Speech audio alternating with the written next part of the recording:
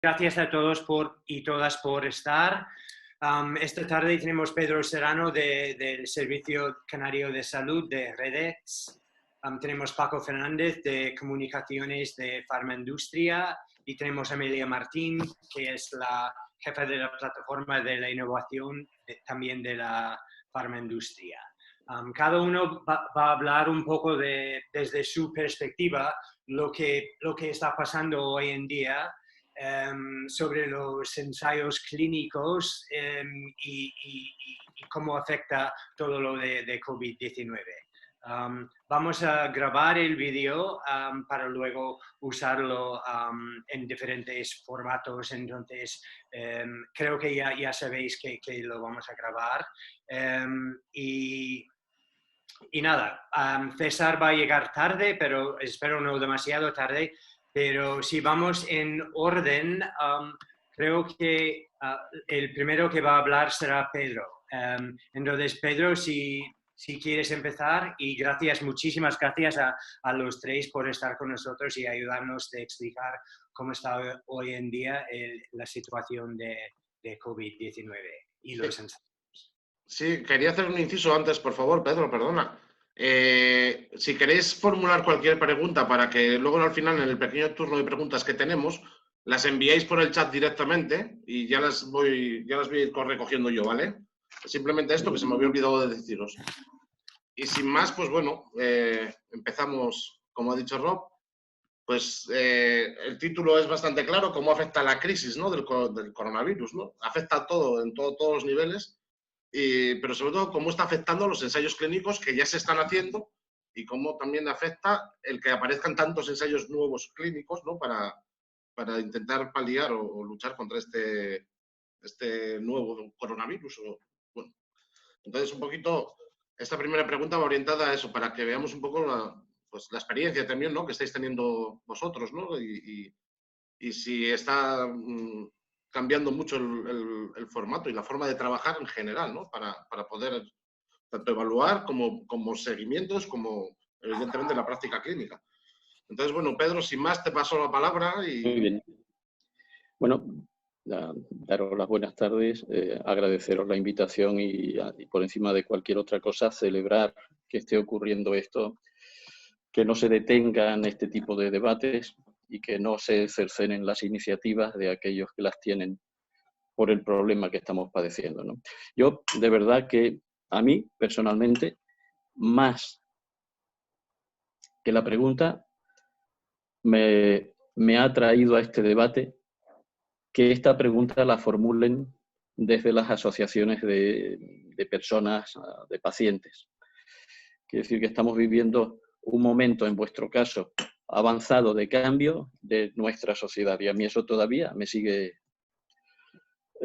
impresionándolo. A ver, una vez comentado esto, es verdad que yo estoy aquí representando a la Red Española de Agencias de Evaluación de Tecnologías Sanitarias. Yo he intentado que estuviera el responsable de Osteva, que es el actual presidente de la red en este año, pero debe estar extraordinariamente confinado porque no he conseguido contactar con él, ¿no? Entonces, aquí estamos. Respondo a la pregunta y tendréis que entender que desde bastante de afuera, ¿no? Yo hubiera entendido mejor que esta pregunta la respondiera fundamentalmente o bien un clínico inmerso en un proceso de gestión de un ensayo clínico, o bien la industria que está afrontando las dificultades que este escenario actual está provocando. La visión que tanto la Agencia Española del Medicamento como nosotros, desde la Red Española, podemos tener, puede tener un interés, pero es más externa. Vemos todo lo que está ocurriendo desde más lejos. Por lo tanto, lo que voy a plantear a partir de ahora son impresiones, porque es verdad que nosotros participamos en algún ensayo clínico, pero y estos son las apreciaciones que estamos viendo, están derivadas de estas observaciones. En primer lugar, la primera que compartiría con todos es que en este escenario todo se encoge. Y lo primero que me parece a mí que se reduce, al menos no en el escenario concreto del COVID, pero sí en el escenario general, es la financiación. La financiación ahora está más dirigida hacia el problema de salud que estamos abordando y se ha encogido algo hacia otros frentes.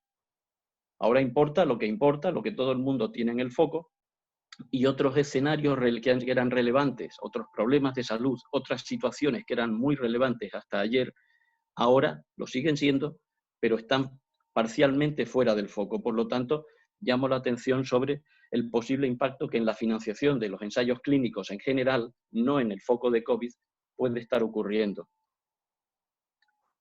Más allá de la financiación, hay problemas reales hoy en día en reclutar profesionales que participen en los ensayos clínicos, por las mismas razones, porque estamos arremangados afrontando el problema que nos toca.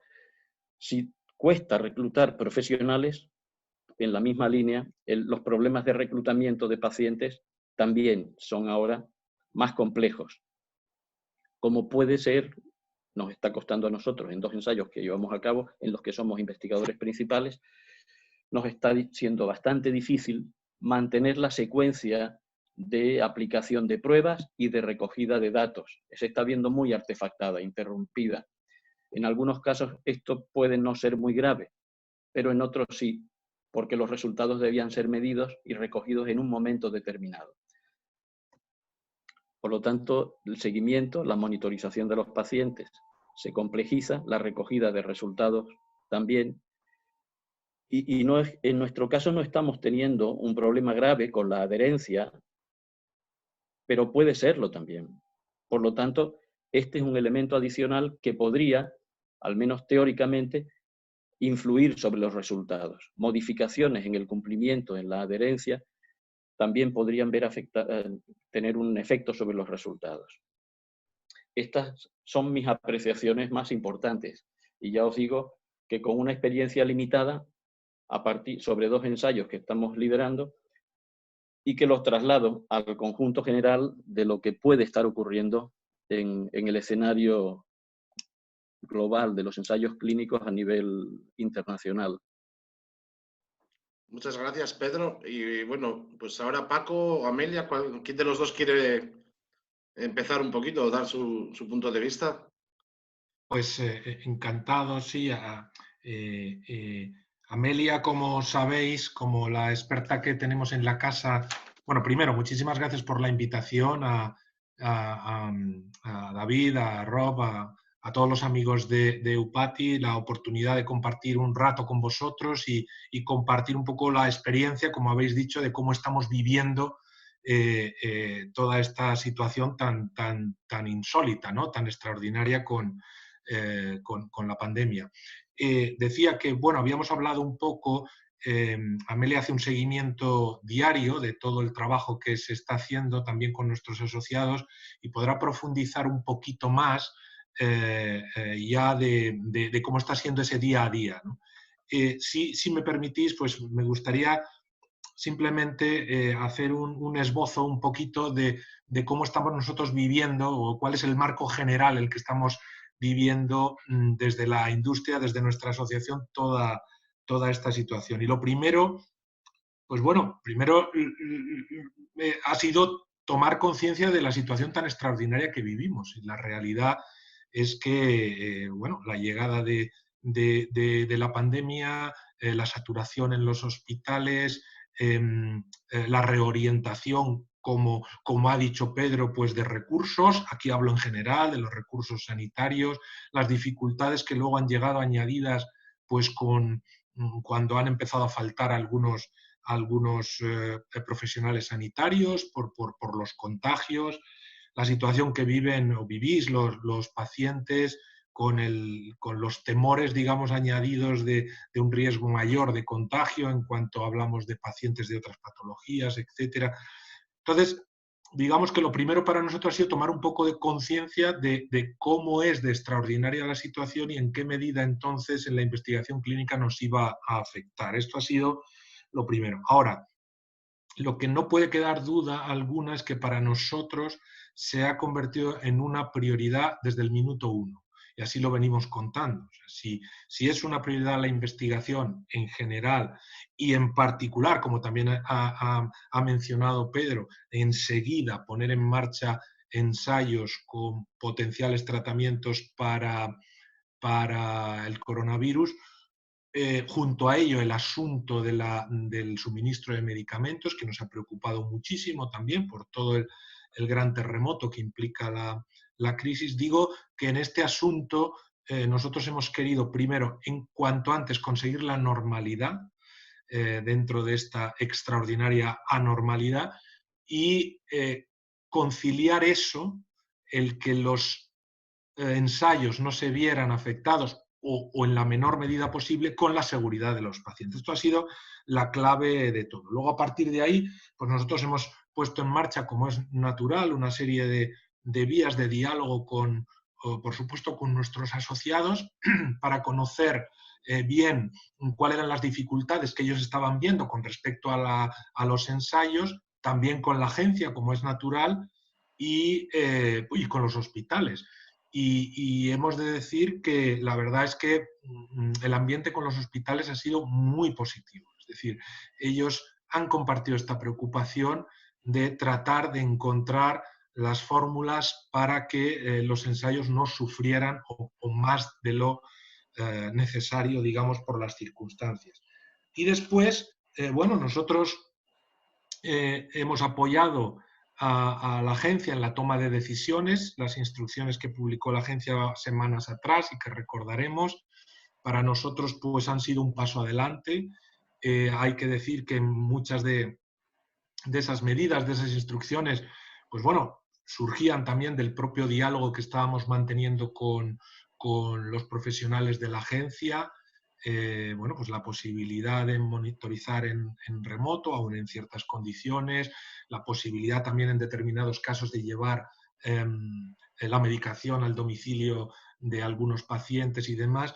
Bueno, digamos que a nosotros todo eso lo hemos apoyado como algo positivo en ese objetivo primero que decía de normalizar cuanto antes la situación. Y luego, un poco con el paso de los días, realmente lo que estamos viendo y lo que se convierte un poco en no sé cómo decirlo, en la vía principal de trabajo, en nuestra opinión, es la monitorización en remoto. O sea, entendemos que realmente es fundamental conseguir normalizar esta monitorización en remoto para que, si queremos que realmente los ensayos no sufran.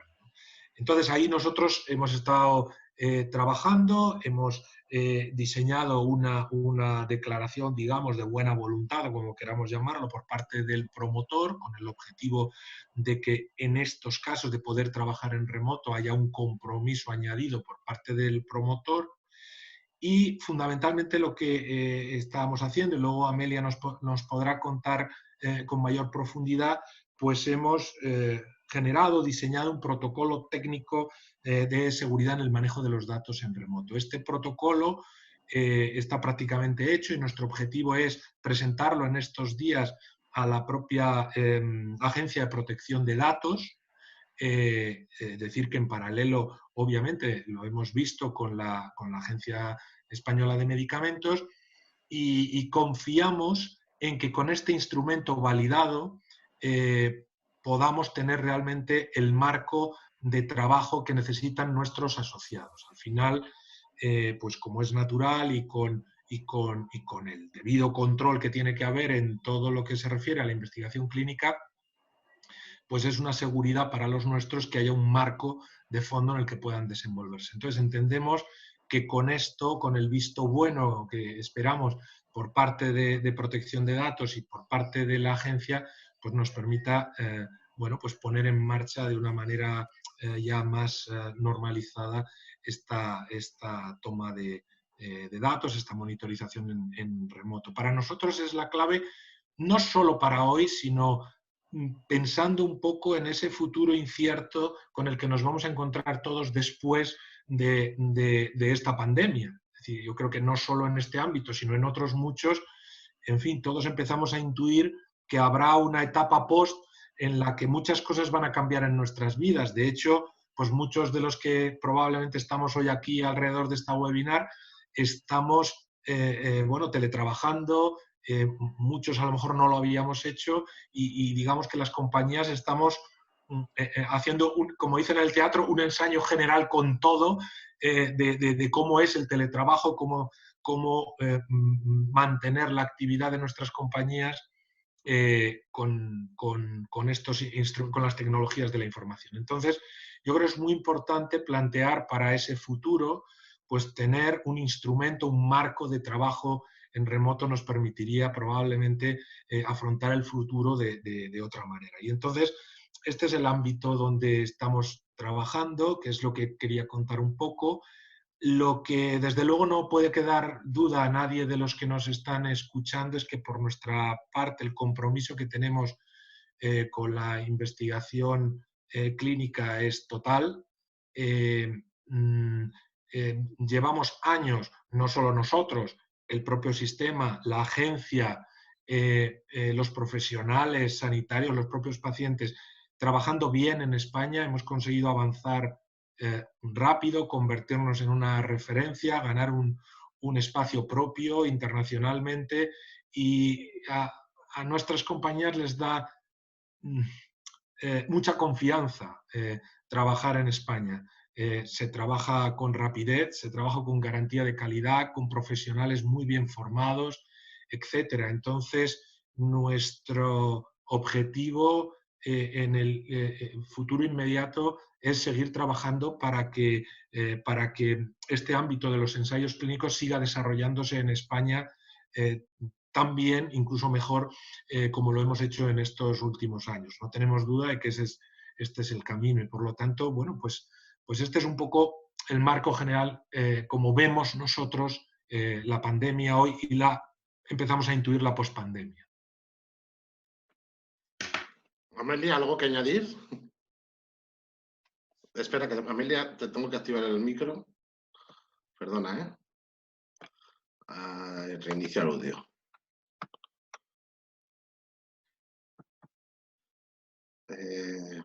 Pues no se activa el micro de Amelia. A ver. Ahora sí. Gracias. Bueno, yo lo primero, daros las gracias también a Eupati por organizar este webinar. Creo que tiene mucha utilidad para todos, para las 46 personas que tenemos la oportunidad de estar hoy aquí compartiendo experiencias de estas 6 semanas que prácticamente parece que no hemos tenido vida antes, pero la hemos tenido, ¿no?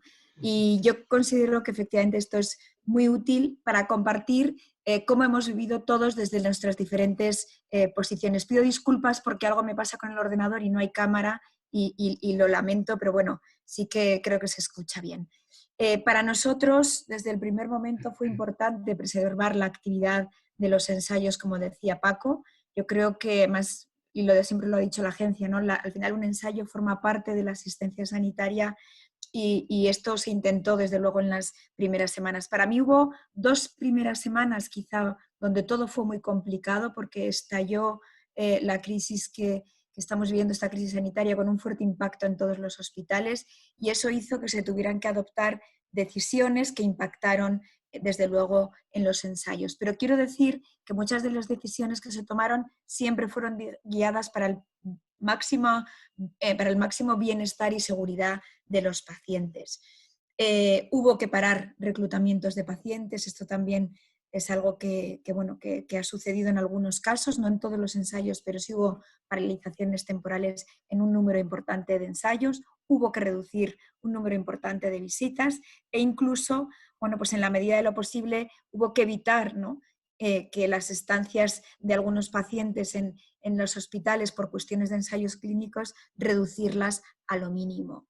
Afortunadamente esas primeras semanas yo creo que se han superado de la mejor manera posible para todos. Nosotros hemos trabajado siempre como sabemos hacerlo, de manera colaborativa con la agencia, con los comités de ética, con desde luego los investigadores y en permanente trabajo con la industria farmacéutica. Nosotros tenemos Webex prácticamente cada semana y correos electrónicos a los grupos de investigación cada semana, porque el impacto ha sido importante.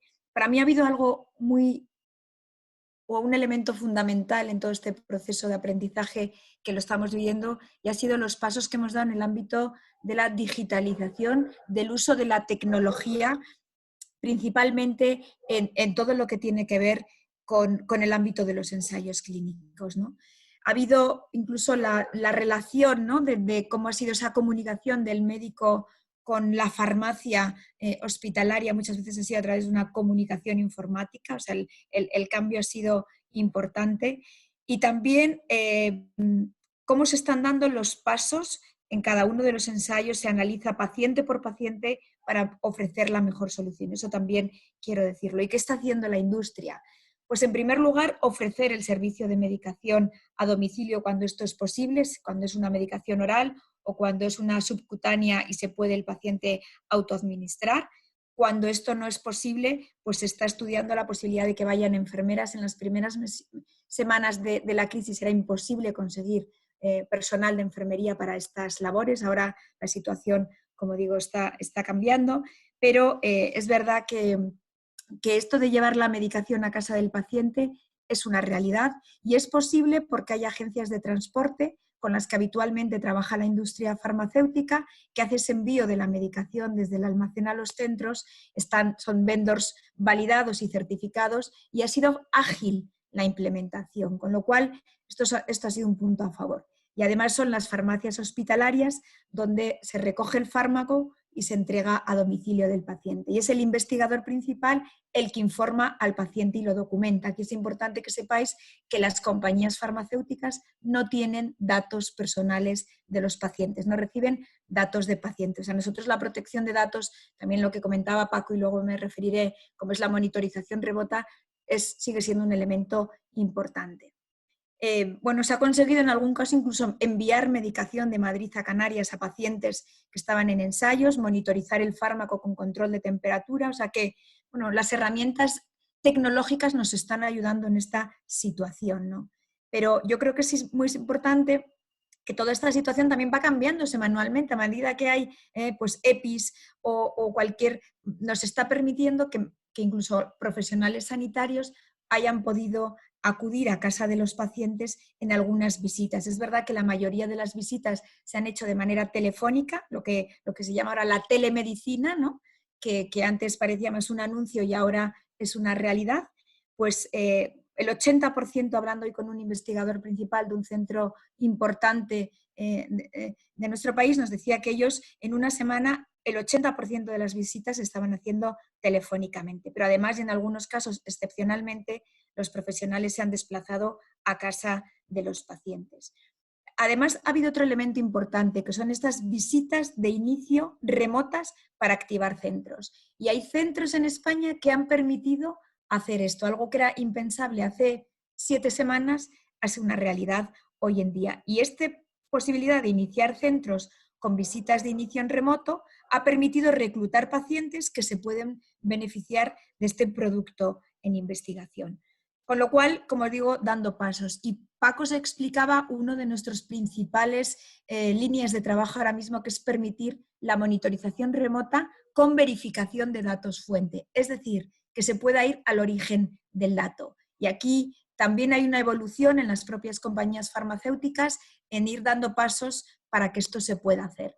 Y yo creo que esto va a ser un cambio incluso de modelo en la monitorización de los ensayos. Y es verdad que, y lo hablaba también con un investigador estos días, me decía, es que tenemos poco sitio en los hospitales para que los monitores puedan estar haciendo esta monitorización, y la monitorización remota nos puede ayudar porque la guía de la agencia permite esta monitorización remota. Lo que no está tan claro es la verificación efectivamente del dato fuente, pero estamos trabajando, como se explicaba Paco, con la Agencia del Medicamento y con la Agencia de Protección de Datos, y puede ser que esto en un primer momento no sea para todos los ensayos, pero sí sea para aquellos ensayos de fases tempranas, fases 1 y 2, donde es muy importante el ir monitorizando porque pueden cambiar dosis y temas de seguridad para los pacientes. En algunos de fase 3, como oncología o con fármacos biológicos determinados que se están testando. Pero yo estoy convencida que estos pasos que ahora estamos dando, que lo estamos haciendo siempre en un marco, quiero decir, con un apoyo regulatorio. O sea, la industria farmacéutica siempre sigue unos procedimientos, es verdad, muy regulados y tiene que seguir haciéndolo en estos momentos, ¿no? Porque para nosotros la seguridad de los pacientes siempre lo más importante. Entonces, como os decía, el dar esa posibilidad, ¿no? Porque la guía de la agencia habla de cuando pase la pandemia, bueno, pues se pueden hacer esa verificación de datos fuente incluso 4 meses posteriormente, pero puede haber una sobrecarga en los centros para hacer esa verificación. Y con esta monitorización remota que proponemos con verificación de datos fuente, si nos lo aprueban los reguladores, pues evitamos esa sobrecarga del futuro, ¿no? Y que los ensayos se resientan. O sea, no estamos trabajando solo en el momento actual, sino en el medio plazo, en el post-pandemia, que me ha gustado como lo explicaba Paco, ¿no? Esto también está en nuestra línea de trabajo. Al final, bueno, que sepáis que hay planes de contingencia por estudio, están estableciendo las compañías para establecer un marco general que se revisa con los investigadores. Yo también quiero dar las gracias a gente como Pedro, a investigadores, porque estáis haciendo un trabajo excelente con una coyuntura muy complicada y os estáis esforzando por este seguimiento y por permitir que las cosas funcionen, ¿no? Cuando ha sido posible. Entonces, para mí en estas 6 semanas hay 2 primeras semanas muy complicadas, realmente muy complicadas, y luego, bueno, pues afortunadamente las cosas se están, yo creo que dando pasos en positivo, estamos utilizando herramientas que si no lo hubiéramos hecho. Nosotros un tema que hemos visto que ha sido clave es la digitalización de los contratos, de la firma de contratos en ensayos clínicos. Antes, entre un instituto de investigación de un hospital y una gerencia del mismo hospital, teníamos que mandar los promotores un mensajero para que el sobre fuera de una mesa a otra mesa. Afortunadamente, a día de hoy se firman digitalmente cada uno con sus plataformas. Acrobasign, DocuSign o como cada uno pueda firmar, pero lo hemos conseguido. Y esto yo creo que además ya no habrá un retorno, porque son elementos que nos permiten una agilidad. Creo que nos quedan todavía retos por delante y podremos hablar de los nuevos ensayos que se están poniendo en marcha en COVID, que desde luego las cifras en España creo que son también positivas para compartir, más de 44 ensayos con más de 264 participaciones de hospitales, pero efectivamente hay que generar esos datos, hay que generar conocimiento y hay que generar evidencia científica, ¿no? Pero es una oportunidad también para el país y para los pacientes de COVID tener estos ensayos sin ninguna duda. Y yo algunas veces cuando charlo con Paco le digo, ¿no?, que la posición que tenemos ahora mismo en ensayos COVID es gracias al trabajo que todos hemos hecho. Yo creo que aquí hay que alabar el trabajo de la agencia, que el 16 de marzo sacó esa primera nota, y el 7 de abril ha sacado la segunda nota, esa segunda versión actualizada, ¿no? Y continuamente seguro que irá actualizándolo porque la EMA lo está haciendo y otras agencias reguladoras. Entonces, eso nos ha servido de paraguas a todos los que nos dedicamos a este ámbito para poder mantener esta rueda, ¿no? El papel de los comités de ética, quiero decir aquí, que también está siendo excelente, están haciendo evaluaciones para algunos ensayos en estos momentos de COVID de manera rápida. El otro día hablaba con el responsable de investigación de un hospital y me decía que el comité de ética de investigación de medicamentos es el punto neurálgico de la investigación del centro en estos momentos, y la andadura que hemos tenido estos años de atrás nos ha permitido, bueno, pues que hoy en día tengamos que tomar decisiones, tengamos que hacer cosas diferentes a lo que veníamos haciendo y poder hacerlas. Y eso, como digo, creo que es gracias al trabajo que hemos desarrollado todos en los últimos años. Es un poco mi reflexión y sobre esto podemos hablar, ¿eh? Muchas gracias, Amelia. Le voy a pasar la palabra a Roberto Saldaña, que va a ser un poquito el que os modere ahora, el que os va a llevar. Y os dejo en sus manos. A mí me da miedo, lo que pueda salir de Roberto, pero bueno, ahí continúa él, ¿vale? Gracias. La verdad es que, gracias David, la verdad es que miedo poco porque han dado un contexto bastante detallado. Es verdad que según iban hablando los tres, se me vienen a la cabeza incluso más dudas de las que ya tenía, pero la parte del marco de trabajo, del aprendizaje y de la capacidad de reacción que hemos estado teniendo y de cómo nos vamos adaptando, me ha parecido que resuelve gran parte de los problemas al menos presentes. Porque es verdad que existe una realidad, hay un frenazo, y así lo reconoce tanto la industria como también los propios profesionales en cuanto a la hora de incluso hasta en el reclutamiento. esto incluye un parón. Y me preocupa ya no solamente el tema de cómo se va a retomar o cómo se van a resolver quizá la disparidad, porque puede haber que haya centros que estén más liberados y otros que menos. La parte de la monitorización en remoto lo podrás resolver en parte o no, ahora os lo preguntaré, pero sobre todo también me gustaría saber a futuro si hay un retraso estimado de meses o a veces de más, porque dependiendo del ensayo clínico en concreto se podrá demorar más tiempo resolver esta situación. ¿Hasta qué punto no se va a solapar también con futuros ensayos que estaban por venir ese reclutamiento cuando además puede que no haya ni siquiera pacientes para celebrar o ejecutar esos ensayos clínicos? ¿Cómo os estáis anticipando desde la industria farmacéutica eso? Bueno, yo te diría que efectivamente ha habido paralizaciones temporales, pero los ensayos se están reanudando y se están reanudando con volúmenes importantes de reactivación, porque tú piensas que efectivamente los hospitales han hecho circuitos separados y la parte de investigación a veces va por otro circuito, y aquí Pedro seguro que nos puede contar mucho más el día a día en este sentido, pero sí quiero decir que por lo que a mí me cuentan, las unidades de investigación están retomando la actividad a ritmo. En la medida de lo posible, es verdad que coordinadores de investigación están teletrabajando, pero pueden teletrabajar y dar soporte a las necesidades de los diferentes promotores. Tú preguntabas por el futuro, ¿no? Yo creo que el futuro tenemos que ir todos, y estamos en ello, trabajando continuamente. Las compañías tienen un gran compromiso con España, y eso sí que lo quiero poner latente. Nosotros, para muchas compañías, somos el segundo país después de Estados Unidos, y el compromiso existe y el compromiso está encima de la mesa, y las compañías son las primeras que quieren mantener estos ensayos. Pacientes, pues tenemos, Roberto, pacientes tenemos hoy y tendremos mañana en las diferentes patologías, en la oncología, en diabetes, con lo cual pacientes para participar en ensayos creo que sí vamos a tener, ¿no? Y probablemente con este efecto COVID, fíjate, yo creo que la sociedad entiende mejor lo que es un ensayo clínico, creo que entiende mejor el cómo esto va, los tiempos, los largos tiempos, porque todos hemos leído, ¿no?, lo que tarda una vacuna, cómo podemos acortar los tiempos ahora cooperando de manera público-privada, y creo que por ver un poco el vaso también un poco lleno, quiero entender que ha habido un traslado del valor de la investigación a la sociedad y del papel que tiene todos los actores, ¿no? El valor de la investigación, el valor de la industria, el valor de los investigadores independientes, y cómo esto pues necesita de todos. Yo quiero ver también ahí una parte de compromiso social. Muchas gracias. Por otra parte, en cuanto al aprendizaje, porque hablaste de lo de la monitorización en remoto y demás, cuando detectamos una incidencia, y además puede ser normal, que aunque el promotor en concreto ya tenga medidas tomadas, luego cada ensayo y cada centro puede funcionar de manera diferente según además el pico de saturación que pueda llegar a tener o que haya tenido. Y hemos encontrado a veces pequeñas incidencias, como la entrega del propio tratamiento, donde por la rigidez de que se tenía que ir a recoger al hospital y el paciente le pedía que se la enviaran, cuando incluso en ese mismo hospital ya se estaban enviando, para los que no participaban en el ensayo clínico, a domicilio.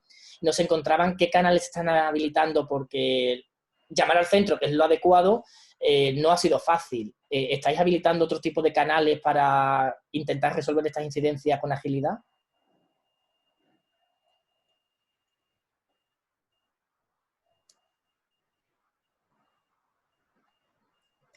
Bueno, entiendo que aquí fundamentalmente es un problema de comunicación, ¿no? Yo creo que, Roberto, no sé si este era un problema de las primeras semanas, donde entiendo que la comunicación no ha sido pues la mejor, también porque ha habido profesionales sanitarios que hacen ensayos clínicos que se han infectado, con lo cual han tenido que estar confinados, ¿no? O sea, esto ha sido así y esto lo hemos vivido, pero en la medida de lo posible, como te decía, las visitas a través del teléfono o hacer seguimiento a través del teléfono, en la mayoría de los centros, en la medida de lo posible, se ha paliado, se ha subsanado, ¿no? Yo creo que los problemas de comunicación, te diría que creo que están prácticamente solucionados. No conozco toda la situación de toda España, evidentemente, y hay, como tú muy bien decías, hay centros en los que ha impactado más y menos, ¿no?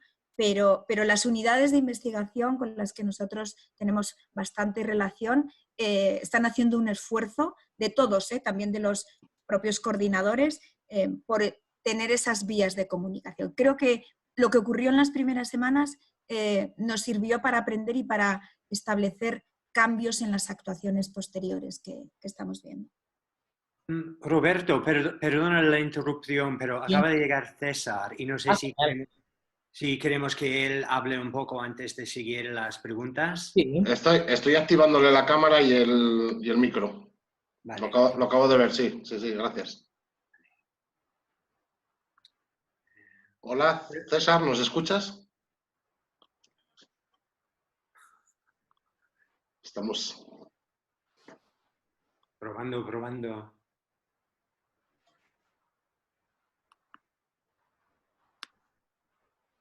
Sí, ya lo veo. Sí, le vemos, pero no te escuchamos.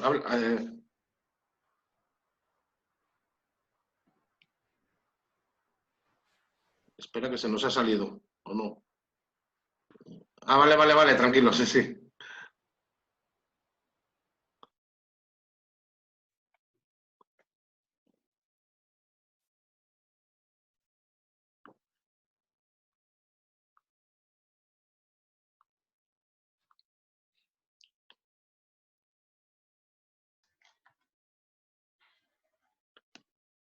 No escuchamos. No. A ver.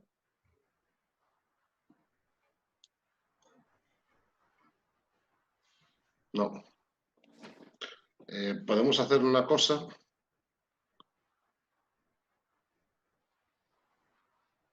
A ver. Es un problema de micro. Bueno, mientras voy avisando a Pedro de... Sí, perdona, por favor, seguid con ello y ya me pongo yo con César, ¿vale? Sí. Yo tengo una pregunta para Pedro. También me vale conocer la opinión de César, porque va muy de la mano agencia con redes. Y es sobre el tema del valor de la innovación. Los pacientes llevamos mucho tiempo pidiendo que se tengan en cuenta indicadores de calidad de vida, también de bienestar, también mental, si la ansiedad se puede reducir, la depresión y sobre todo pues, de cara a aumentar calidad de vida.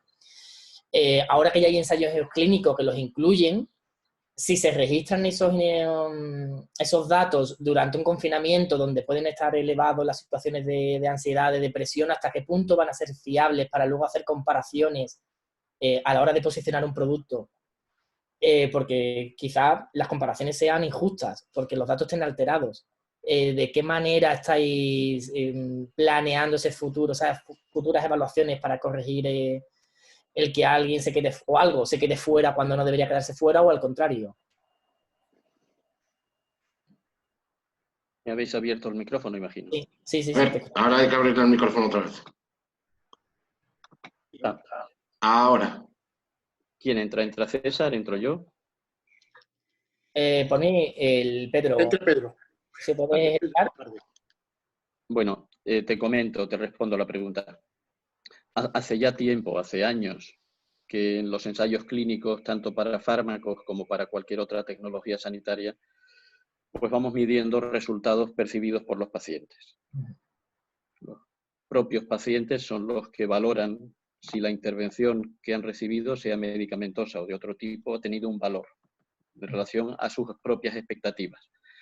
Y es verdad que cuando los instrumentos de medida, cuando los cuestionarios que miden calidad de vida relacionada con la salud son genéricos, son generales, pueden verse más artefactados por otras circunstancias como aquellas a las que te acabas de referir, ¿no?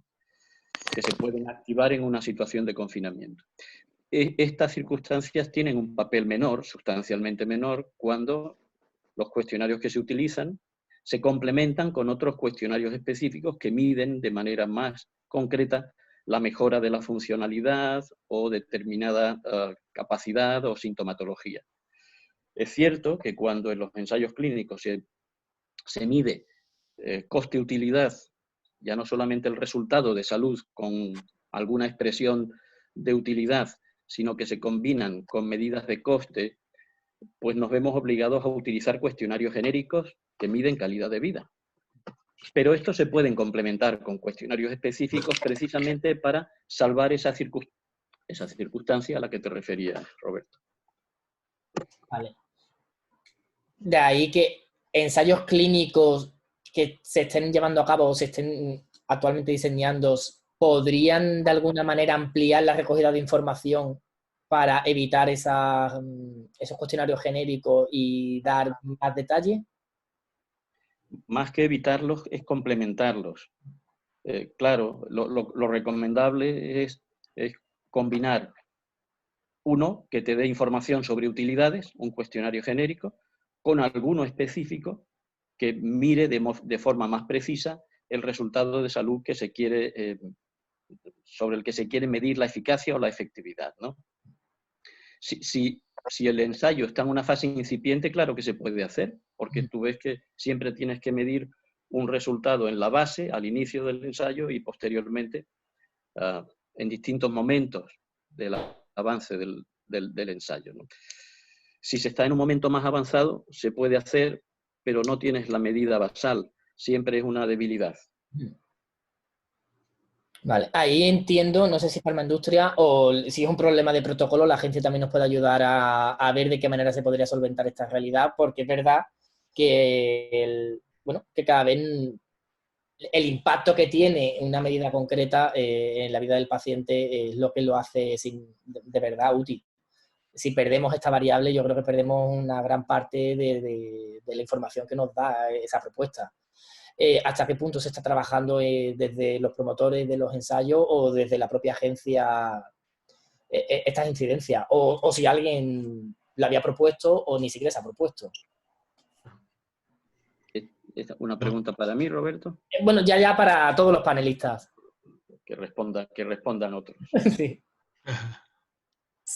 Sí, en el caso de... Hay promotores que sí están revisando un poco cómo se miden los resultados de los pacientes en estos casos y revisando protocolos. Pero es verdad que, como te comentaba antes, ha habido otras cuestiones quizá de mayor urgencia y ahora llega el momento de este punto. Estamos justamente por parte de algunos promotores revisando estas cuestiones. Pero yo sí puedo perdonar porque a lo mejor lo que digo no tiene nada que ver con lo que habéis preguntado, pero yo la sensación que tengo al hilo de lo que dice Amelia es que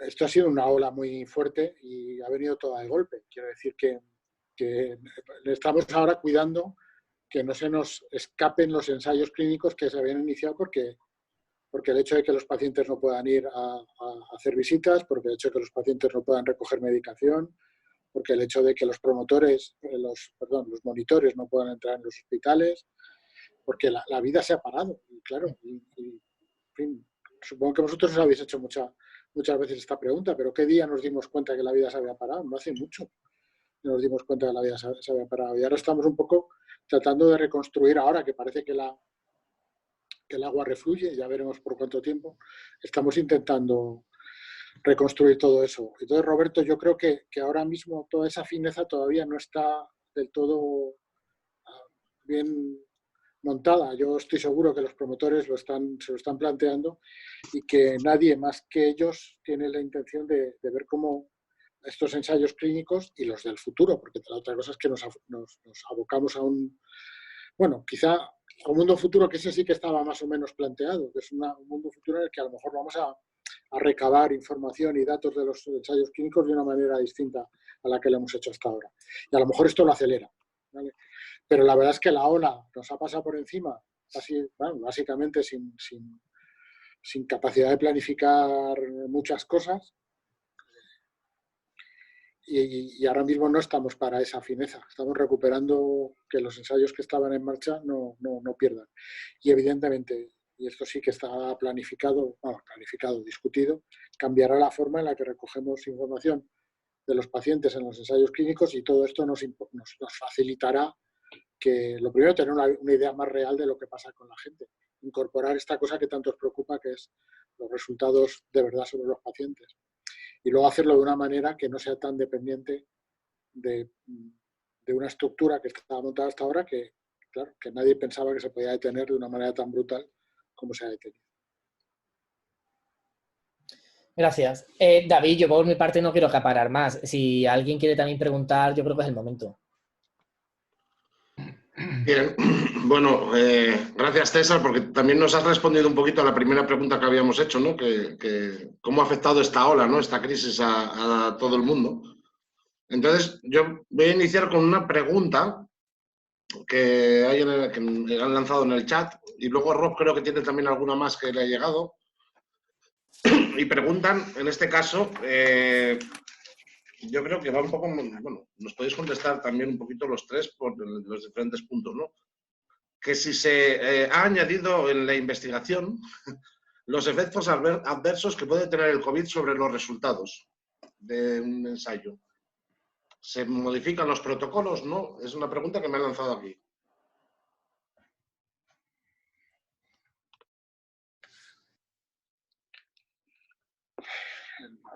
No sé si alguien sabe exactamente cuál es el alcance, porque puede ser de muchas maneras. Hay ensayos clínicos que sin duda tendrán que ser modificados, o tendremos que autorizar alguna cosa porque ha habido imposibilidad de llevarlos a cabo. Yo creo que eso, como es responsabilidad del promotor, a lo mejor algunos todavía ni siquiera nos han llegado, porque es el propio promotor el que tiene que implementar todas las medidas necesarias para garantizar que luego se va desarrollando conforme a lo normal. Pero nosotros estamos recibiendo modificaciones continuamente de los ensayos clínicos, y si la pregunta es, ¿alguna de esas modificaciones tiene que ver con hacer frente al COVID? Pues seguro que sí, seguro que sí. Desde cosas que a lo mejor se hacían antes y ya no se pueden hacer igual por culpa del COVID, hasta seguimientos que a lo mejor hay que plantear seguimientos alternativos por culpa del COVID. Cosas de visitas que a lo mejor hayamos perdido o que no se haya podido hacer, problemas que haya habido con la medicación. Yo no puedo descartar que haya muchas de estas cosas que por culpa de la enfermedad esta pues no haya tenido que ser modificado, y seguro que hay alguna. No sé si Amelia o... Sí, yo quería añadir que efectivamente, como algunas de las cosas que se están implementando son completamente novedosas, ¿no? El hecho de la medicación que llega a casa del paciente, e incluso cómo se están midiendo allí si hay reacciones adversas, todo esto son novedades, y todo esto supone cambios pues que efectivamente los promotores también los están recogiendo, ¿no? Pero como te decía antes, son cambios que se están implementando en las últimas semanas y que suponen para los propios promotores ir adaptándose en el día a día a estas situaciones, ¿no?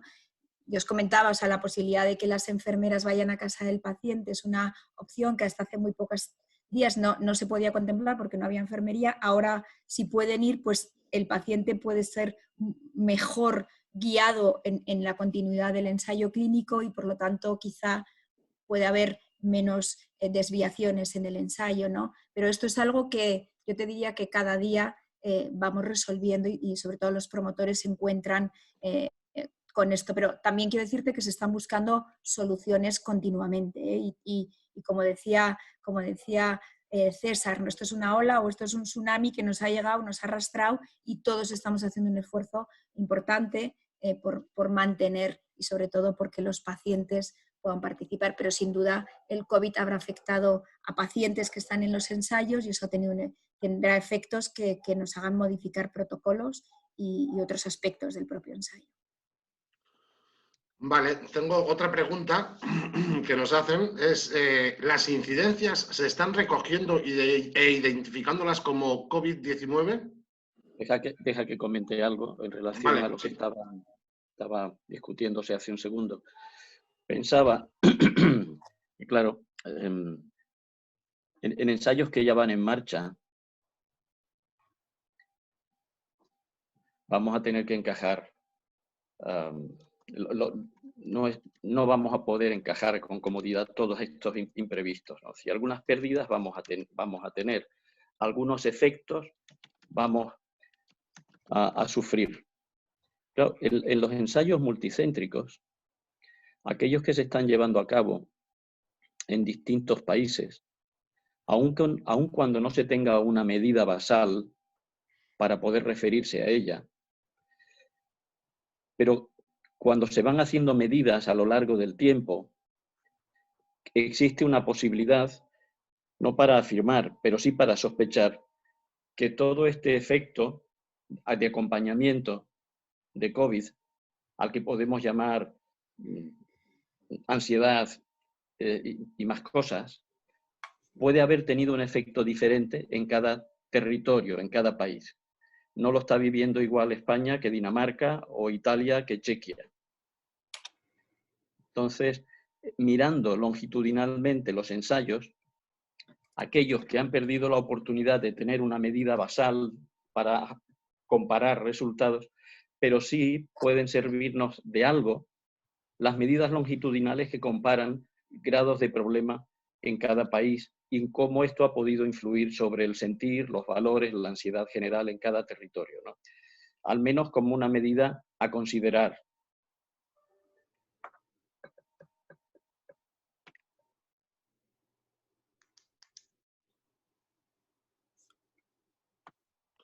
Ahora me escucháis, sí.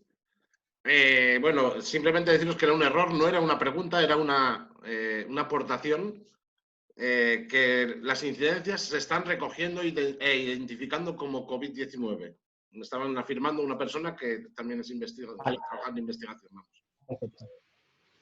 Entiendo que se están haciendo los test, ¿no, David? ¿Dime? Entiendo que esas incidencias... Sí, eso sí que lo tenía como pregunta. Nos preguntan si a las personas que están en los ensayos clínicos se les estará haciendo los test de coronavirus previo a entrar en un ensayo clínico o si están en el ensayo. Ahí, a ver si alguno de los cuatro puede decir algo. Yo no puedo responder a esa pregunta. Yo no lo sé hasta qué punto. Supongo que se refiere a ensayos que no sean de COVID, porque claro, los ensayos de COVID entiendo. Pero Sí. los ensayos que no son de COVID desconozco si ya alguno ha implementado esa novedad de tener que evaluar el COVID. De todas maneras, no sé ahora mismo. No sé cómo va el reclutamiento. A lo mejor Amelia puede decir datos, si realmente ha habido un parón de reclutamiento y por lo tanto los nuevos pacientes todavía no ha dado tiempo a que estén entrando y los que están entrando a lo mejor es irrelevante el que tengan la prueba previa en todos los ensayos, no lo sé. No. Estoy pensando. Sí,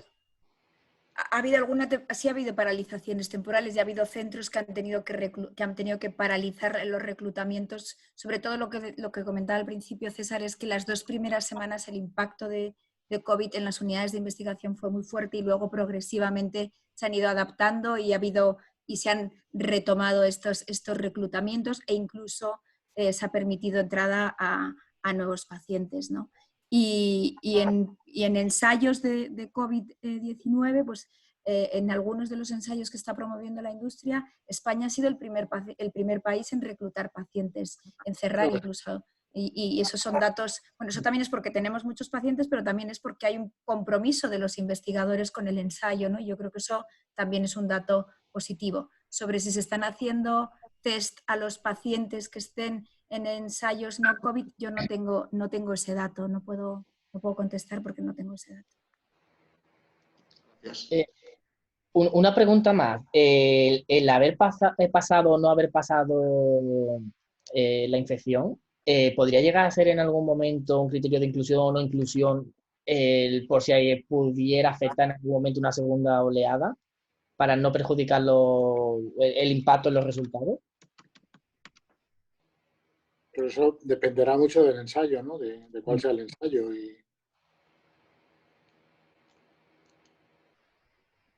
Pero es posible que si la población objeto del estudio es una población de una cierta edad, sí. Vale. Gracias. Que te tenemos perdido, que sé que tenías cosas apuntadas.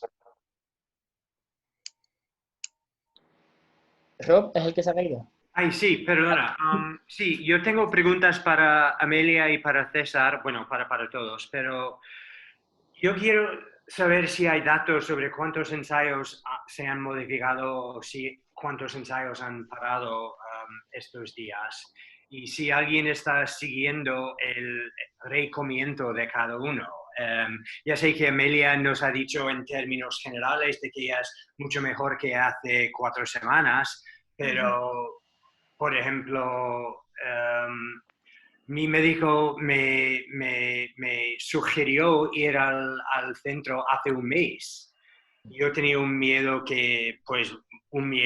Y yo fui y cogí mi medicamento para 3 meses, entonces no tengo que volver hasta julio. Pero me imagino que alguien que tiene que ir hoy en día a cualquier centro, que es casi el nido de infección, digamos, que tendrán miedo simplemente de ir al centro, y también de esto de que la enfermera viene a casa y todo, me suena muy bonito, pero, o sea, está en marcha y todos están cubiertos, digamos, en que nadie ha caído por debajo del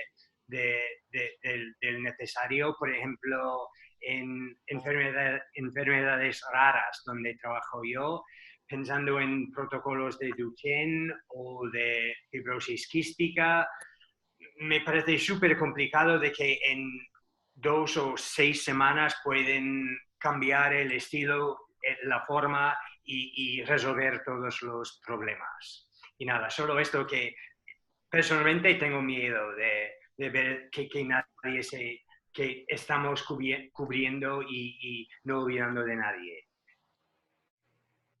Sí, sobre el tema de las paralizaciones temporales, efectivamente, Rob, ha ido un poco pues dependiendo también del impacto del COVID en los centros. Yo te diría que en las fases tempranas de oncología se ha intentado no paralizar, pero en algunos casos efectivamente sí se han tenido que paralizar, ¿no? Ha habido centros que han tenido paralizaciones del 100%, eso es así, pero las han retomado también en el 80% en estos momentos, eso es otra realidad, ¿no? No tengo un dato concreto yo creo que habría que hacer además un análisis aquí distinguiendo por fases, distinguiendo por áreas terapéuticas, porque no es lo mismo, tú hablabas muy bien, hablabas de los ensayos de enfermedades raras, pero no se pueden comparar con un ensayo, pues eso, una fase temprana en oncología. Lo iremos midiendo todo, pero ahora mismo no tengo más que datos globales para compartir con vosotros. De todos modos, perdón, César. No, tira. No, simplemente quería añadir a lo que ha dicho Amelia que, a ver, y también lo has dicho tú, César, al principio, es decir, yo creo que no tiene nada que ver las primeras semanas, que han sido tremendas en todos los hospitales, o en la mayor parte de los hospitales, sobre todo en determinadas comunidades autónomas, pero hoy ya estamos viendo cómo los hospitales ya están en una situación distinta, están habilitando alas limpias, como ellos dicen. Quiero decir, se está volviendo a normalizar un poco la actividad dentro de los hospitales. En el caso de Madrid ha sido muy llamativo, además, por la puesta en marcha del hospital de campaña de IFEMA. Entonces, yo he visto con un par de gerentes que hemos hablado en los últimos días de grandes hospitales aquí en Madrid, cómo, bueno, pues ya se está trabajando de una manera distinta para ser capaces de, incluso desde la puerta de urgencias, hay una separación entre pacientes susceptibles de COVID y pacientes que vienen con otro tipo de problemas. Entonces, es verdad que luego está el asunto de los test y es complicado, pero yo quiero apreciar cierta normalización en el trabajo de los hospitales. Entonces, esto necesariamente se tiene que notar en el trabajo también en los ensayos. O sea, yo creo que hay dos claramente dos etapas. Las primeras semanas que han sobrepasado a todo el mundo con lo que ya estamos empezando a vivir ahora, ¿no? Paco, y estando de acuerdo con eso, quizás en las primeras semanas era un miedo real porque había que tenerlo, y ahora quizás sea un miedo que a lo mejor simplemente se resuelve con información. A los pacientes que están en los ensayos clínicos se les envía esta información con las medidas que se ponen en los hospitales para que se puedan sentir seguros. Pues no lo sé, no te puedo responder a esto. Yo entiendo que si no se está haciendo ya, se empezará a hacer, porque al final los propios coordinadores para con sus pacientes, en cuanto su hospital habilite todo esto, pues estarán en condiciones de decirle a sus pacientes, oye, mira, vamos a vernos y vamos a vernos de esta manera, etcétera, etcétera. Probablemente, es que están cambiando las cosas por días, yo te diría, Roberto. Hablo de la mínima experiencia con un par de gerentes, en el caso de Madrid, con los que hemos hablado en estos días por otras cuestiones, pero ha salido este asunto, ¿no? Y yo creo que esto es relevante y que, como ha dicho Amelia, es verdad que por el camino nos hemos dejado unos cuantos pelos en la gatera, yo creo que eso es inevitable, pero la sensación que da es que estamos en una etapa ya distinta. Y una pregunta que sigue en línea, en el caso de que se quisiera hacer porque no se haya hecho, ¿a quién correspondería? ¿Al centro o vendría de arriba, desde donde fluye la información? Lo digo porque aun habiendo una incapacidad de un centro concreto, si hubiera un canal de comunicación más centralizado, a lo mejor sí que se podría dar esa información. ¿Existen esos canales? A ver, si me dejas, digamos, intervenir aquí, yo lo que creo es que un ensayo clínico forma parte también de un proceso asistencial. Hay centros que tengan separados, yo creo, el ensayo clínico, bueno, está separado, quiero decir, pero que al final uno cuando va al hospital está haciendo, dentro de lo que es la asistencia sanitaria, participando dentro de un ensayo clínico. Yo creo, por lo tanto, cómo organizar todo esto depende básicamente del centro. Es decir, esto que ha contado Paco de las zonas separadas, de cómo voy recitando otra vez a los pacientes que he descitado, porque todo esto forma parte de la organización asistencial que tiene que hacer cada centro y que además, dado que en fin, la bofetada ha sido diferente en diferentes sitios, pues es aceptable que tenga diferentes formas de llevarse a cabo. Desde arriba, como tú dices, lo que intentamos es pues dar directrices. Hoy, por ejemplo, en la reunión yo no he estado porque para mí es muy difícil estar en la actividad normal, pero hoy, por ejemplo, han estado en la reunión de los comités. Estoy seguro que han estado discutiendo de esto con la agencia. Es decir, que están hablando de cómo retomar, y también estoy seguro que cada comité, cada centro, más allá de los comités, cada hospital, pues tiene una organización distinta, pero que todo esto lo están considerando.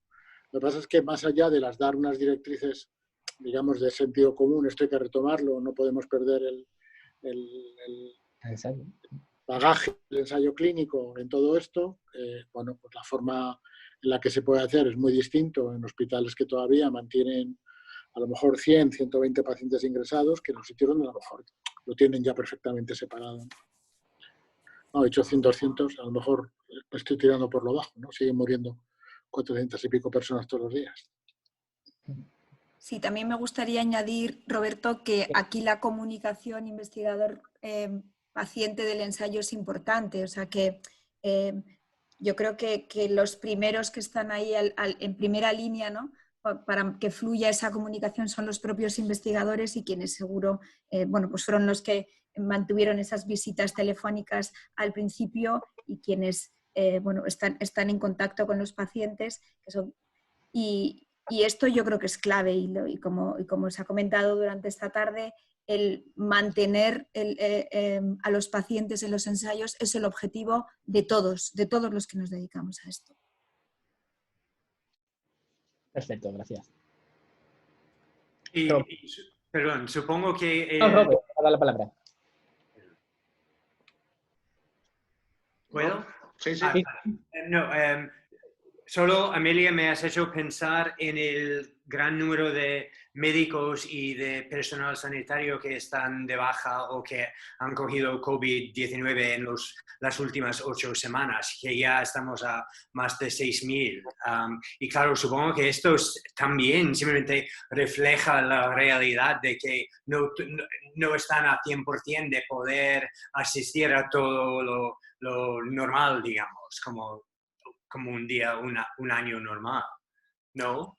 Efectivamente, pero hay equipos detrás. O sea, yo el otro día hablaba con una coordinadora de ensayos en el ámbito de la oncología, la figura esta de los CIOC, que están son muchas veces enfermeras especializadas en el ámbito de oncología. Me contaba que estaba teletrabajando, que estaban en contacto con los pacientes telefónicamente. O sea que es verdad que dentro de los equipos de investigación habrá habido y habrá bajas por COVID, pero afortunadamente a veces pues son equipos multidisciplinares, son equipos de varias personas que pueden dar esta asistencia, ¿no? Que a medida que vaya resolviéndose, bueno, pues que cada vez tengamos menos profesionales sanitarios infectados, pues tendremos más gente también dispuesta para esta labor de investigación, que como explicaba César, forma parte de la asistencia, ¿no?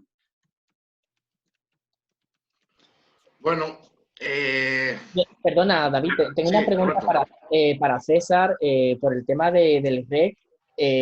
Toda esta experiencia, si ha podido servir también de aprendizaje a la hora de difundir los resultados o si habéis tenido nuevas ideas de dar a conocer porque más que nunca ahora tenemos a la sociedad pendiente de ensayos clínicos gracias al COVID, mirando un lado positivo, de cara a promocionar esos ensayos y darles a conocer de qué manera estáis pensando utilizar el REC o si habéis caído en alguna medida concreta. Yo, Roberto, te voy a ser muy sincero. No ha sido todavía una prioridad. Mi vida las últimas 6 semanas ha sido empujar para que efectivamente gran parte del uso fuera de indicación se canalizara a estudios clínicos, como mínimo, a gestionar en la distribución que hicimos controlada de los medicamentos que se utilizaban por COVID, pues que hubiera medicamentos para los que pedían los médicos. Y sobre todo 3 semanas intensas en las que hemos estado controlando el miligramo de cada rocuronio, cisatracurio, midazolam, propofol y desmedetomidina que había disponible. Incluso en algún momento he pensado, no sé si lo habéis comentado, hemos tenido una crisis brutal, hemos tenido muchos pacientes, hemos tenido profesionales aprendiendo cada día de cómo se manejaba la enfermedad. Yo creo que en parte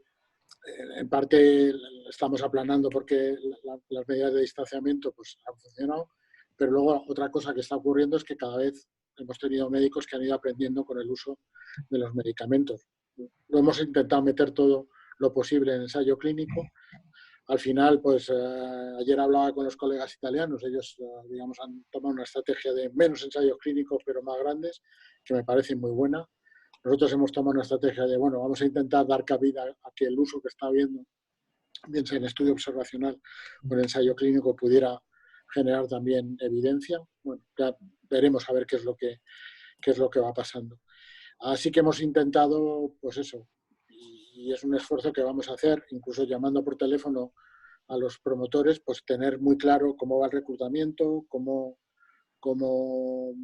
en fin, que sin tampoco inducir, porque esto sería también un problema, sin tampoco inducir un análisis intermedio que no esté previsto, porque eso sería introducir sesgos en el estudio, pero sí saber cosas generales de los ensayos, de cómo van. Y como son ensayos que desgraciadamente tienen algunos resultados que son muy a corto plazo, pues esperemos que cuanto antes estén disponibles y que efectivamente eso impulse la necesidad de la comunicación de los resultados de los ensayos clínicos, que como ya hemos hablado otras veces, es una necesidad. Pero si me preguntas por REC, pues me he preocupado básicamente de que cuando la gente metiera COVID-19 le saliera el número de ensayos que realmente teníamos autorizados por COVID-19.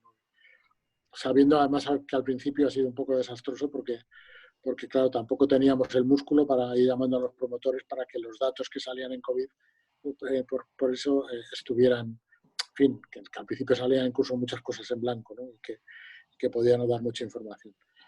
Conforme hemos ido pasando todo esto, pues volvemos al trabajo de rutina. Y yo creo, supongo que a vosotros os ha pasado, ¿no? Todo esto, cuando lo hablas con familiares y amigos, todo el mundo dice, ¿qué cantidad de cosas nos quedan por reflexionar después de todo esto? Pues efectivamente, nos quedan muchísimas cosas por reflexionar de cómo funcionamos, de qué cosas son importantes, de qué cosas no son importantes, de cómo tenemos que hacer la comunicación, de cómo tenemos que hacer llegar a la gente los datos que les son importantes, ¿no? Eso, pues seguro que sí, pero así como para decirte a bote pronto qué vamos a mejorar de eso, yo todavía estoy muy, muy metido en lo que es la gestión del día a día. Ahora mi siguiente turmalet es las vacunas y en esas estamos. Gracias.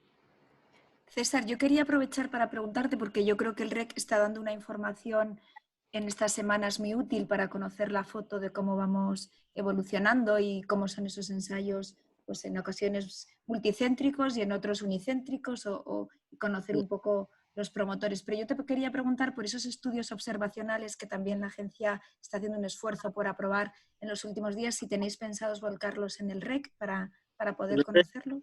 En el REC no, pero publicar un listado de los que son más de 90 y tantos, los que están clasificados, no autorizados, porque la agencia no autoriza estudios observacionales, pero los vamos a volcar en un listado y los vamos a poner a disposición del público general, vamos, que van a estar en la web disponibles para que todo el mundo entre. La idea, y hemos tenido también polémica a propósito, discusiones internas a propósito de eso, es que, por un lado, había gente que quería que hubiera un formato que fuera muy divulgativo, muy para paciente, y que hubiera mucha información muy agregada, muy bien clasificada, y eso nos llevará un tiempo que no podemos dedicar. Y lo que va a salir es la tabla cruda, como si fuera un Excel, con 5 o 6 columnas, donde pondrá cuál es la información del estudio observacional. Pero sí, 90 y tantos, y saldrán todos en la página web. Estupendo, muchas gracias. Una cosa más, si puedo preguntar, bueno, igual es más una reflexión que una pregunta, pero siempre nos preocupa el consentimiento informado. Y claro, durante momentos de crisis, digamos, supongo que no hay cura ni poca cosa paliativa, que me pienso en si se transmite bien el consentimiento informado, en qué están entrando el paciente exactamente y qué son sus derechos y tal, o simplemente olvidamos de esto en estos momentos de crisis. No, Rob, yo creo que, a ver, lo único que cambia aquí es la intensidad. Yo te puedo contar que, por ejemplo, para el estudio de la OMS, en el que jugamos un papel, digamos, de impulsores, el estudio de Solidarity, y ahí sí que he estado siguiendo un poco cómo era. Uno de los problemas que me transmitían es que no era tan fácil ir incluyendo pacientes porque el proceso precisamente de explicar al paciente todo lo que había que hacer era lento, y además supone en unidades que estaban los pacientes aislados que entre dos personas entraran, una se quedara fuera para hacer de backup, el otro entrara, le diera toda la información. Es decir, que eso no se interrumpe, no se podría interrumpir. Todo lo que está, toda la posible, en fin, consentimiento informado para un paciente que no es consciente, como un paciente intubado, o, en fin, consentimiento informado en situaciones de emergencia. Todo eso está regulado en el Real Decreto y hay que cumplirlo. Y ninguna situación de crisis te ayuda. Lo que sí que tú puedes hacer en una situación de crisis, y esto también es un ejemplo, el estudio Solidarity, es simplificarlo al máximo, hacerlo lo más pragmático posible, y que tanto el señor que incluye como el señor que notifica qué es lo que ha pasado después del resultado final del paciente, pues que sea algo muy sencillo. Ahí sí puedes, digamos, sacrificar parte de lo que sería la fineza de un buen estudio, ¿no? Ahí tenemos que jugar con un equilibrio que yo entiendo que es delicado y que puede haber opiniones para todos los gustos, porque aquí dentro de la agencia no me importa decir que también las tenemos, bueno, que es verdad que tú puedes sacrificar fineza o detalle para obtener resultados y incluir más gente, o lo contrario, incluir más gente, no sé si lo estoy diciendo, incluir menos gente, pero con más detalle y fineza. Yo creo que tenemos ejemplos de ensayos clínicos de los dos tipos y que por lo tanto nos pueden ofrecer una visión complementaria. Pero desde luego no se sacrifica nada en lo que es derecho de los pacientes, no se podría. Sí, yo quería añadir también a lo que comentaba César, que la guía de la EMA también está contemplado el proceso de consentimiento informado en remoto o por teléfono, o sea que esto es algo que se está haciendo, ¿no? Y por ejemplo, esos pacientes intubados que decía César, pues el consentimiento lo puede dar un familiar por teléfono, o sea que el consentimiento informado está previsto en esos casos excepcionales y como decía César, está en el Real Decreto y además la guía de la EMA que ha publicado para esta situación de COVID también lo ha previsto y la guía que ha sacado la Agencia Española es muy clara, dice que en aquellos aspectos, y lo dice también la de la EMA, son complementarios, o sea que no tiene, la guía de España de la agencia no tiene que coger todos los puntos y algunos te puedes utilizar la EMA en este sentido y el consentimiento está ahí muy claro y en eso son muy cuidadosos, ¿eh? Y eso es verdad que el consentimiento en estas situaciones, en la medida de lo posible o a través de estos familiares o como hablan utiliza una expresión, ¿no? De ese, a veces, testigo imparcial, etcétera, hay que cumplirlo, exacto. Sí. Pues bueno, la verdad que tendríamos para estar hablando horas y horas y horas, porque es la realidad, y más en la situación que estamos ahora. Os voy a dar un pequeño turno a cada uno para que hagáis un pequeño cierre, ¿no? O, bueno, que dejéis un poco el mensaje. Bueno, yo creo que tenemos que tener esperanza ahora, sobre todo, porque las cosas vuelvan cuanto antes a la normalidad, eso está claro. Y desde luego, bueno, os voy a apuntar una cosita que creo que debemos de tomar nota todos los que estamos aquí ahora mismo, las 45 personas que están atendiendo, más los que estamos aquí. Creo que tenemos una oportunidad dentro de lo negativo, y también lo dijo un poquito Roberto antes, de que la gente aprenda, o sea, que la sociedad aprenda, y aquí voy a poner un poco el peso también en nosotros, en los pacientes, ¿no? En conseguir llegar a la sociedad y que la gente sepa cómo se está investigando, qué es la investigación, qué es un ensayo clínico, igual que sabe que es un fuera de juego el 90% de la gente, ¿no? Pues intentar, sé que es muy complicado, soy un poco loco, ¿no? Pero creo que tenemos una oportunidad, ahora que salen noticias en la prensa diarias, ¿no? El fármaco, la vacuna, el ensayo clínico, pero luego la gente, cuando ves o hablas, yo incluso hablando con mis amigos, que es gente de formación media alta, o sea, y dicen auténticas burradas, ¿no? Entonces, yo creo que tenemos una oportunidad a aprovechar para mejorar esta comunicación, nosotros como pacientes también hacer que lleguen más, no solo a los pacientes, sino a todo el mundo, pero yo creo que desde la agencia, que ya se está intentando también, con el REC, desde Farmindustria, desde la industria, que estáis aquí también presentes varias personas, creo que tenemos una oportunidad importantísima para que la gente aprenda más sobre la investigación, ¿no? Sobre los ensayos clínicos. Y es una oportunidad que no debemos desaprovechar. Dentro de todo lo malo que nos ha traído esta situación, creo que tenemos ese punto a coger y vamos a agarrarnos a él. Desde luego, desde Upati vamos a tirar por ello y vamos a intentar hacerlo lo mejor posible y ayudar a todo el mundo que necesite ayuda cuando lo necesite, porque creo que para eso nació Upati en su día y para eso creo que vamos a continuar, ¿no? Entonces, nada, simplemente, Pedro, que tiene que salir en breve, te dejo la palabra a ti para que hagas un pequeño cierre. Luego César, luego Paco y Amelia y finalmente Rob y Roberto. Gracias. Agradeceros de verdad esta reunión.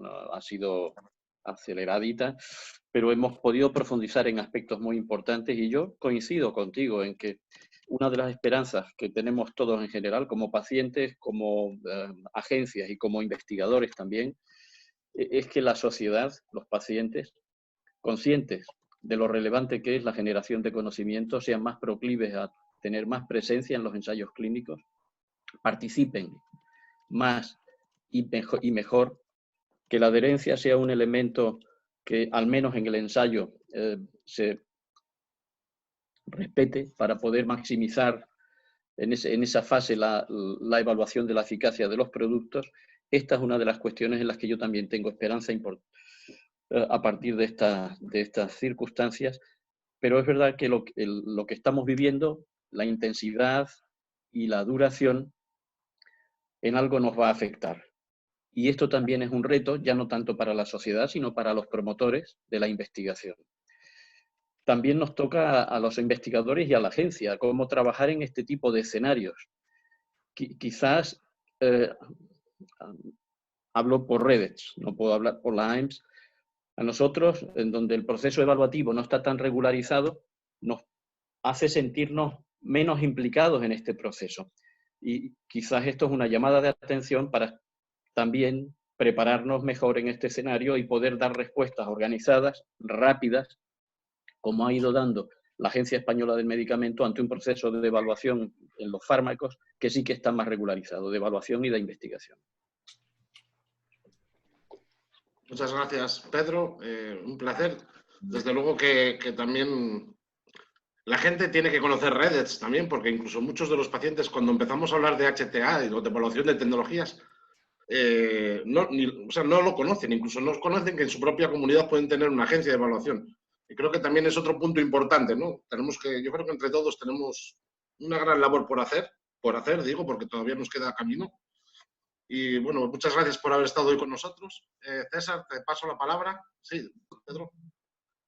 No, iba a comentar, si fijaros, en el papel que también tengo como investigador, porque a veces me toca impulsar proyectos, estamos evaluando la eficacia y los costes de un proceso de esterilización del material de protección de los sanitarios, cuando en las primeras semanas el problema era cómo proteger a las enfermeras y a los médicos, porque se infectaban con frecuencia.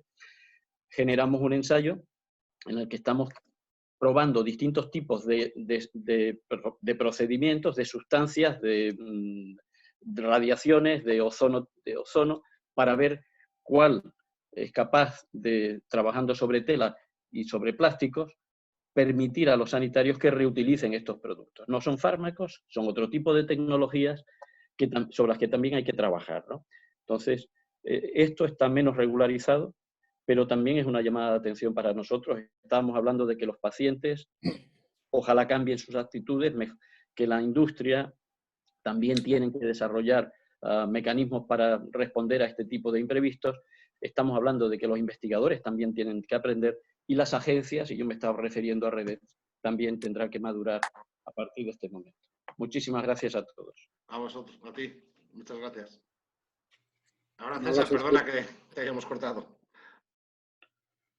No, bueno, a ver, lo primero de todo, no quiero ponerme muy sentimental, pero lo primero de todo, agradeceros. Creo que es la primera cosa, hombre, aunque tiene relación con el COVID, pero medianamente normal que hago en las últimas 6 semanas. Y es un gusto poder volver a hacer cosas normales, porque la mayor parte del tiempo de estas 6 semanas no he hecho más que cosas que eran muy intensas y muy fuera de lo normal. Y me gusta volver a tener esta cosa de hablar con tranquilidad y de cosas en general, ¿no? Yo creo que, aunque, en fin, estoy seguro que vamos a salir adelante y que esto no deja más que una gran huella, pero no acabará con nosotros. También quiero decir que ahora hemos pasado una crisis grave, pero que ahora lo que tenemos es una oportunidad de prepararnos para que otra crisis grave o una crisis menos grave, pero más sostenida, no impida que continuemos adelante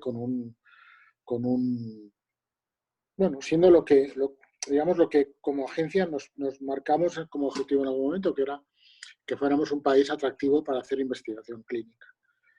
Porque pensábamos, y esto lo seguimos pensando, que eso es bueno para que los pacientes tengan acceso a tratamientos que de otra manera no los tendrían. Y claro, cuando hablamos de esto, normalmente hablamos de necesidades médicas no cubiertas. De los ensayos clínicos que hemos abierto, muchos eran con medicamentos que tenían ya autorización, pero también estamos abriendo ensayos con medicamentos que no tenían autorización y que si no es por el ensayo y si no es por abrir un montón de centros y si no es por, pues eventualmente no podríamos haberlo tenido y en el futuro a lo mejor alguno forma parte del tratamiento de la enfermedad, ¿vale? Entonces yo creo que es importante que nos mantengamos, que hagamos un plan de contingencia futuro para que no nos pase esto, ya digo, de manera abrupta de manera menos abrupta pero más sostenida. Segundo, pues yo creo que una de las cosas más importantes, la segunda cosa más importante de todo esto, es que para nuestros profesionales estar bueno, lo he dicho estos días alguna vez, yo creo que dentro de lo malo hemos tenido, no sé, a ver si la aprovechamos, una oportunidad única de aprender con una gran crisis sobre la marcha cómo se maneja una enfermedad. Que habiendo tenido, junto con nuestros amigos italianos, la desgracia de ser los primeros del mundo, que habiendo sido los primeros también nos permite ser líderes en el mundo a la hora de plantear o de enseñar o de decir a otra gente qué estrategias hemos seguido nosotros que nos han resultado bien y cuáles nos han resultado mal.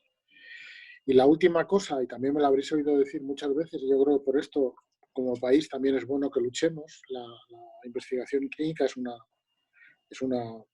forma parte de la economía, y yo creo que y forma parte de una economía que es además en fin, utiliza nuevas tecnologías, permite que nos manejemos dentro de esto que casi no nos sabemos, vamos, en fin, estaba ya y todo, ¿no? Pero esto de tener las reuniones a distancia, las teleconferencias, la monitorización en remoto, la evaluación de resultados que vengan de apps o de otro tipo de fuente que no sea la visita clínica tradicional, pues es una posibilidad. Y yo creo que en este país vamos a necesitar economía, seguro.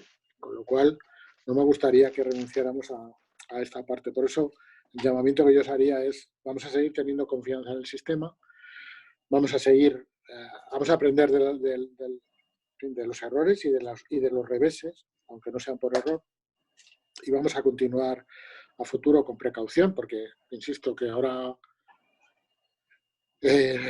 claro, no estamos como estábamos hace 2 o 3 semanas, pero tampoco sabemos cómo vamos a estar dentro de 2 o 3 semanas. Quiero decir que hay que tener un punto de precaución en todo esto. Pero que en cualquier caso la investigación clínica sí que va a ser bueno para los pacientes, va a ser bueno para los profesionales y va a ser bueno para la economía del país. Muchas gracias, César. Y bueno, Paco, Amelia, vía libre. Amelia, por favor. Sí. Bueno, yo también, como os decía al principio, daros las gracias por la utilidad del webinar. Me pasa un poco también como César, ¿no? Han sido 6 semanas de estar en el día a día de los problemas y el tener la oportunidad de compartir pues, parte de nuestra experiencia de estas 3 semanas en las que todos hemos ido aprendiendo y reflexionando de cómo estábamos haciendo las cosas, ¿no? Yo creo que Upati fue visionario hace unos años en ponerse en marcha, porque esto de la formación e información para los pacientes, que ahora hemos visto que la sociedad necesita esa información, pues lo hemos trabajado, ¿no? Y probablemente ha habido que escalarlo y creo que en ese sentido hay que seguir informando y hay que seguir formando de una manera rigurosa, objetiva y llamando a las cosas por su nombre, ¿no? Pero yo también creo que esto ha servido para que la sociedad tenga una mayor conciencia del valor que tiene la investigación.